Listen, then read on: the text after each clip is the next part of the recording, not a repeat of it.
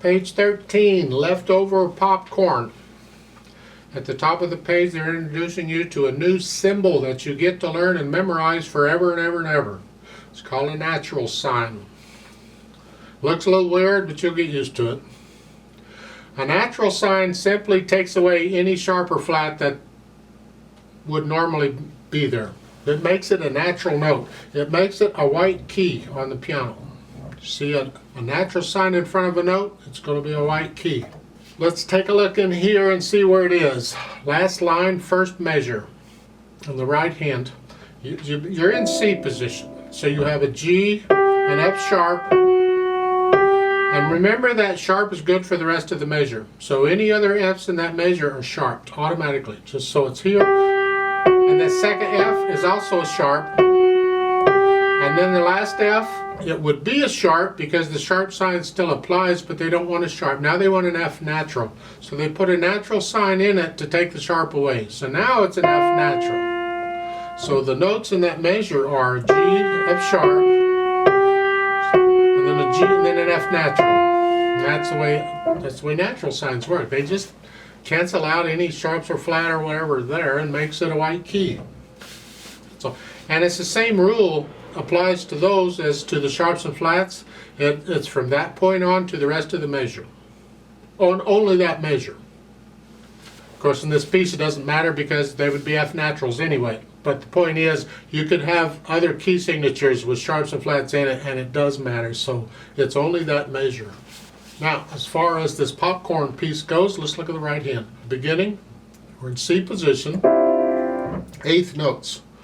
1 and 2 and 3 and 4 and 1 and 2 and 3. And then you gotta, now they want you to shift. I don't really like the word shift, but this book uses that. You see, if you play a violin or something, you're shifting positions. That's what we call moving the hand on the fingerboard on a violin. We shift. We go to a different position. Well, in piano, we don't really shift. We just move. Don't normally call it a shift, but the book does. Okay, fine. You want to call it a shift? I don't care. The point is you're moving the hand. Down one, we're just taking the whole hand and here. See, before we left the hand where it was and we just moved the thumb. Now we're going to move the whole hand down.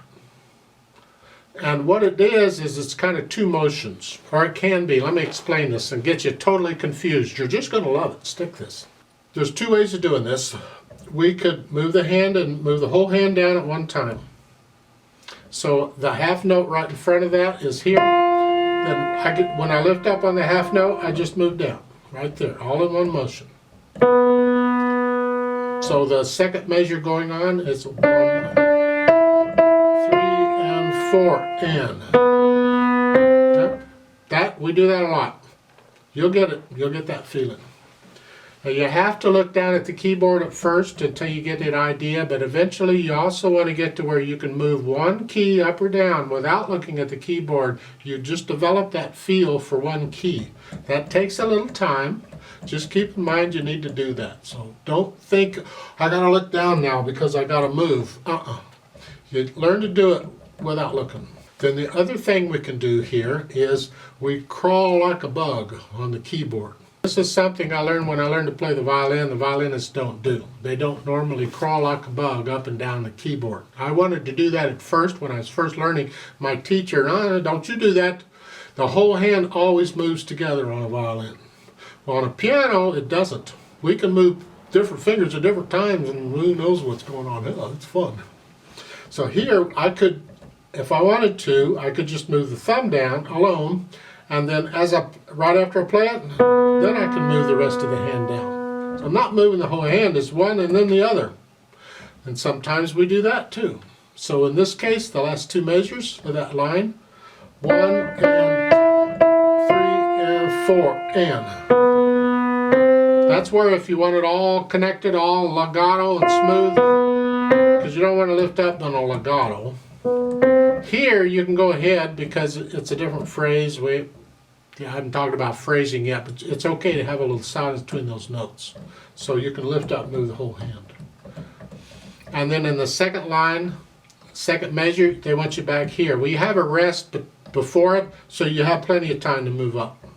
Just make sure you're there before you need to play the C. That's all. So we plan these hand movements in piano, and sometimes we even practice the hand movements if we need to. Then in the second line, you're here from the first line because you did that. Second line, you're here. During the rest, you move up. And back. Left hand, let's look at this. At the beginning, they say prepare left hand. It's the way this book handles it. I say just put your left hand in C position at the beginning and leave it there. So when you start, your hands are in both positions. I mean, you're there. So in the third measure, when the left hand plays, the F and the G, it's already there. Now what they're saying is you can start the piece because the left hand doesn't play anything. You can start the piece, leave the left hand on your lap, and just play the right hand. And then as the right hand's playing, you move the left hand up and get it into position before the third measure. I usually do it right before, like on that half note in the second measure. When I play that, that's when I'd move the left hand up. But I suggest for now, just get the left hand on the keyboard right at the beginning and leave it there. Have both hands up there.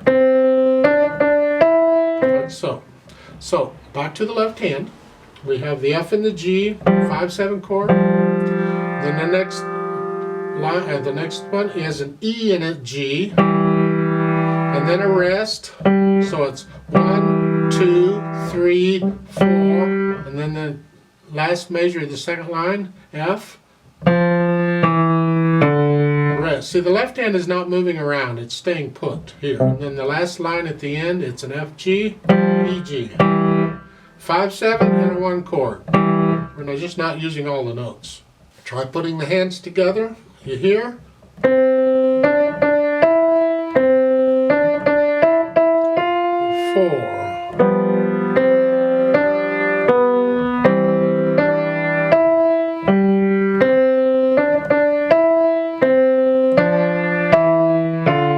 Rest. Get the idea? Then go back and add the articulation. Well, at the beginning they don't give you anything. There's just notes.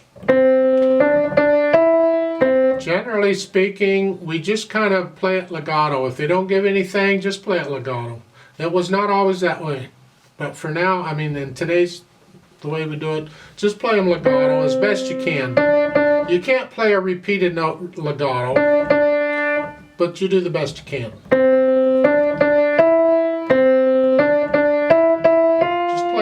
Legato.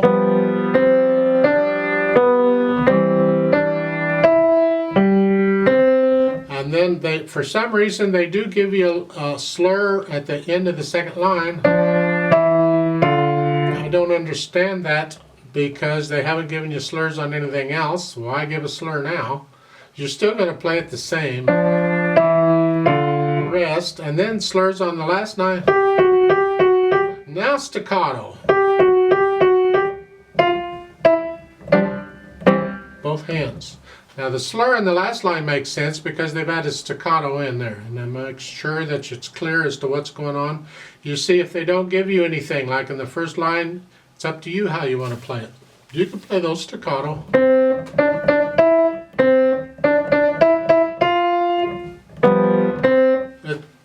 It doesn't say anything. You can interpret it however you want to. That's why I said go ahead and just play it legato if there's nothing there. But when they give you a slur, you don't have a choice. Like the last measure of the second line, you don't have a choice. You connect those.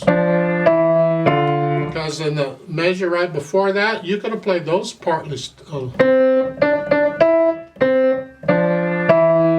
There, you could. I mean, it's possible.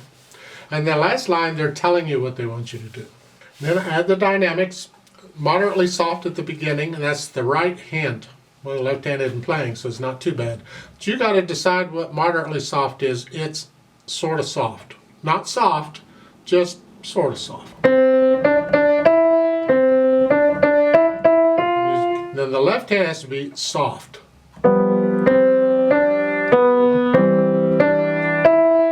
Except for that one note.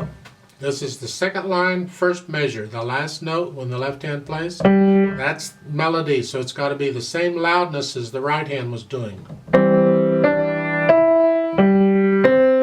Sounds like one hand playing all of that type thing. So that one note comes out. Everything else in the left hand is very soft, or soft. Softer than, you get the idea. Now, speed-wise, cheerfully, be happy. That's an order.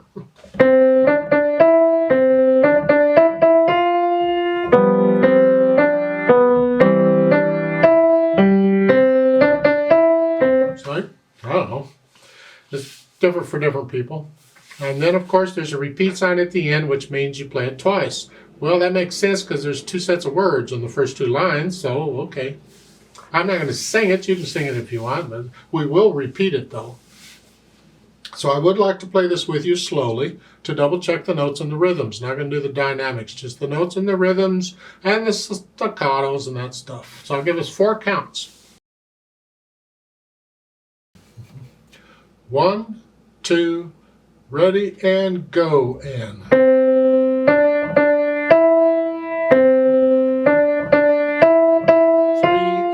4 and.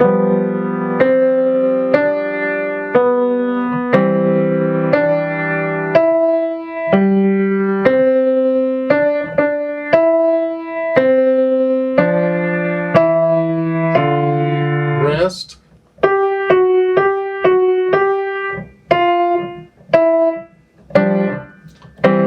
Repeat.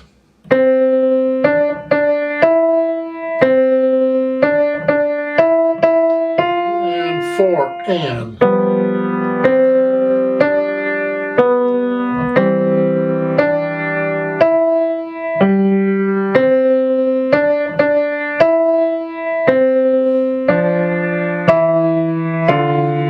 Rest.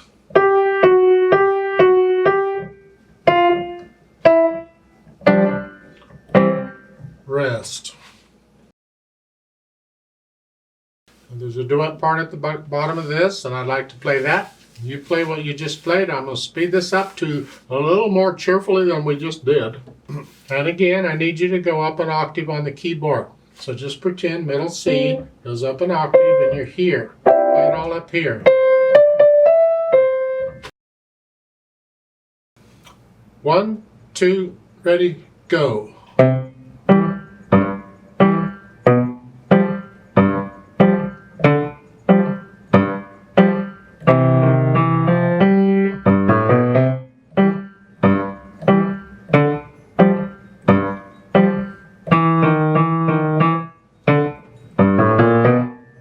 Repeat.